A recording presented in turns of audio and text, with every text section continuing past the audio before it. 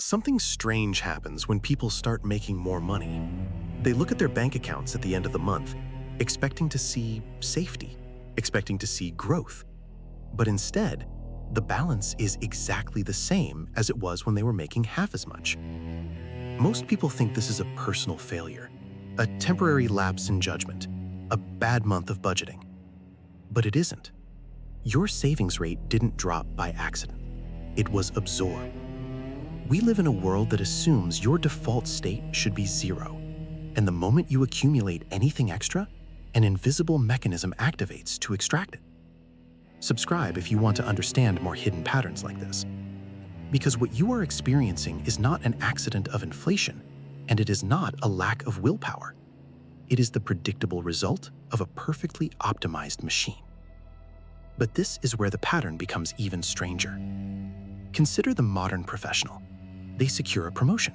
They get a raise. They finally cross that income threshold they spent years dreaming about. Psychologically, they feel a sense of relief. They believe they have finally outpaced the system. For the first few weeks, the extra money sits in their account. It feels like freedom.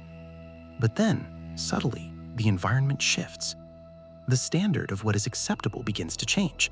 The algorithms adjusting their social media feeds slowly introduce a slightly higher tier of consumer goods. The car feels a little too old. The apartment feels a little too small. The vacations feel a little too modest. 50 years ago, saving money was the default state of the economy. You earned a paycheck, you physically deposited it, and spending it required deliberate physical friction. You had to go to a store, you had to hand over cash. Today, that friction has been entirely eradicated. And this is the part almost nobody realizes. Frictionless environments do not benefit the consumer. They benefit the extractor. When you remove the physical act of spending money, you remove the psychological pain of parting with it. Comment safe or risk right now, depending on how you feel when you look at your bank account. Because this brings us to a larger, invisible pattern. The scenario of the promoted professional is not a random psychological quirk. It is the intended function of our economic architecture. As soon as capital enters your possession, the world around you dynamically recalculates to claim it. This is not a conspiracy. It is simply the nature of hyper-efficient markets. Companies spend billions of dollars tracking consumer behavior, optimizing pricing, and analyzing the precise moment a demographic receives an injection of capital.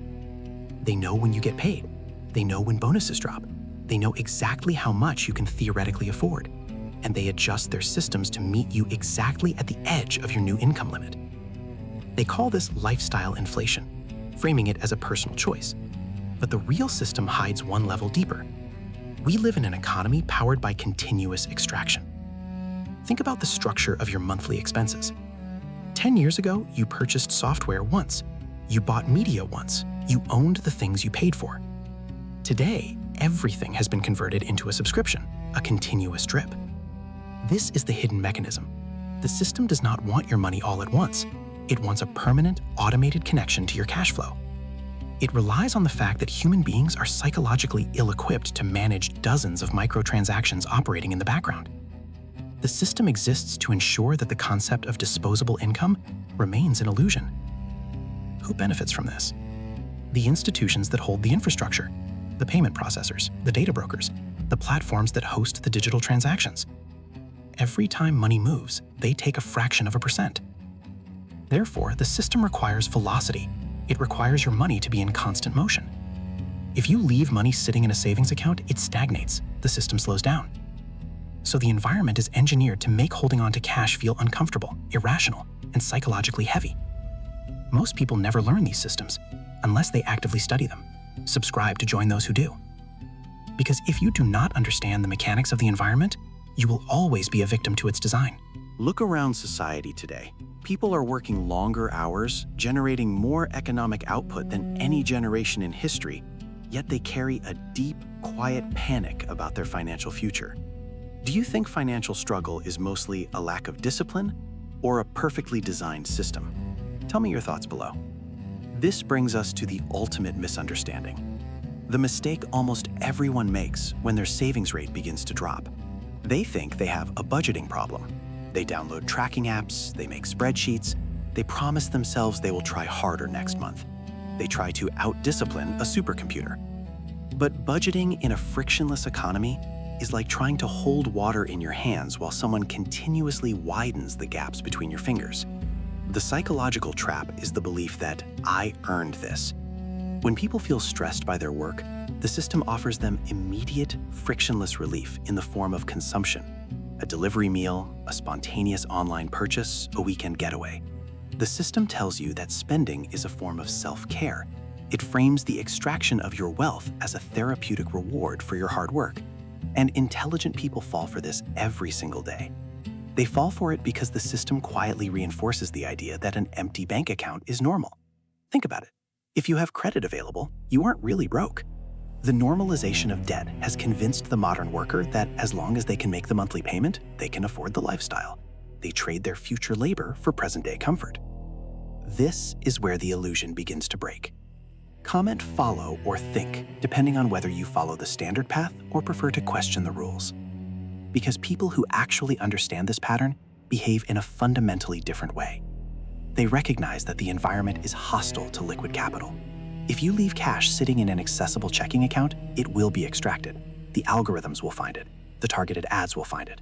The convenient upgrades will find it. So those who hold the advantage do not rely on willpower. They rely on architectural defense. The moment capital enters their possession, they immediately remove it from the extraction zone. They do not wait until the end of the month to save what is left, because they know nothing will be left. Instead, they route their money into untouchable assets the exact second it arrives. Investments, illiquid accounts, hard assets. They create an artificial scarcity in their own daily lives. When the system scans their accounts, it sees nothing to extract. They force themselves to operate on a fraction of what they actually earn, effectively starving the extraction algorithms of their disposable income. They do not view spending as a right, they view it as a leak. Every dollar spent on an automated subscription, every frictionless tap of a card, is a tiny fracture in their financial armor. They interpret incentives differently. When a bank offers them a higher credit limit, they do not see it as a reward for good behavior. They see it as a trap being set. When a retailer offers them a seamless one-click checkout, they do not see convenience. They see an acceleration of wealth transfer. This changes everything about how they make decisions. They reintroduce friction into their own lives. They disable one-click buying. They delete saved credit card information. They force themselves to physically enter numbers for every purchase, creating a psychological barrier between their impulse and the transaction. They use the system's reliance on convenience against it. Take a moment to reflect on your own financial architecture. Where does your money go on the first of the month? Is it immediately locked away by a wall of friction? Or does it sit in an open pool, waiting for the environment to slowly siphon it away? But this is the part that changes how you view the world entirely. The system does not care if you are a good person. It does not care if you work hard. It is a neutral, mathematical reality designed to flow capital from the unaware to the aware. Most people spend their entire lives reacting to this machine. They wake up, they generate value, they receive capital, and they immediately surrender it back to the very system that exhausts them. They live in a permanent cycle of catch-up, believing that the next raise or the next bonus will finally be the one that gives them breathing room. But the room never gets bigger. The walls just adjust to fit the new dimensions. A few, however, take the time to understand the architecture. They step out of the cycle. They stop trying to outrun the treadmill and instead simply step off the machine entirely. And once you see the pattern of extraction, you cannot stop seeing it. You see it in the architecture of grocery stores. You see it in the notifications on your phone. You see it in the language used in car commercials. You realize that everything is meticulously designed to lower your savings rate to zero. If you want to understand the hidden rules behind money, psychology, and power, subscribe to Hidden Secrets Archive. Every video on this channel breaks down the patterns most people never notice, because once you understand the system, you stop reacting to it. There's more content not released publicly. If you want access, it's inside the archive. Link in the description.